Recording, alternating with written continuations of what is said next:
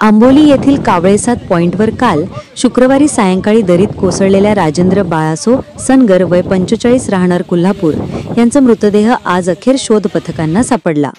सुमारे 150 फूट खोल दरीत हे पार्थिव आढळून आले।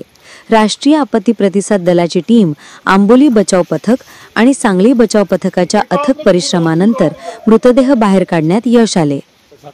मिळालेल्या माहितीनुसार राजेंद्र सनगर हे शुक्रवारी सायंकाळी कावळेसाद पॉइंटवरील रेलिंगला टेकून फोटो काढत असतानाच अचानक तोल जाऊन सुमारे 400 फूट खोल दरीत कोसळले। दाट धुके आणि अंधारामुळे काल रात्री शोध मोहीम राबवणे शक्य झाले नव्हते। आज शनिवारी सकाळी पोलीस निरीक्षक अमोल चव्हाण यांच्या मार्गदर्शनाखाली तात्काळ शोध मोहीम सुरू करण्यात आली। या मोहिमेत स्थानिक आंबोली रेस्क्यू टीम, सांगली येथील बाबल अल्मेडा रेस्क्यू टीम आणि सिंधुदुर्ग ओरोस येथील एनडीआरएफची टीम सहभागी झाली होती। तसेच पोलीस अधिकारी, कर्मचारी आणि वन विभागाचे अधिकारी कर्मचारी देखील घटनास्थळी उपस्थित होते।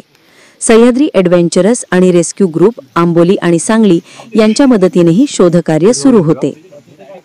अखेरीस अथक प्रयत्नानंतर राजेंद्र सनगर यांचा मृतदेह दरीत 150 फुटांवर आढळला।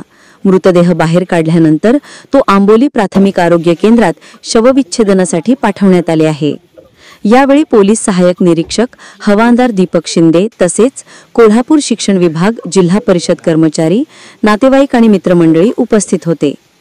या घटनेच्या पार्श्वभूमीवर पर्यटकांच्या सुरक्षितेसाठी कावळेसाद हे पर्यटन स्थळ स्थानिक प्रशासनाशी चर्चा करून काही काळासाठी बंद ठेवण्यात येणार असल्याचे पोलीस निरीक्षक अमोल चव्हाण यांनी सांगितलं।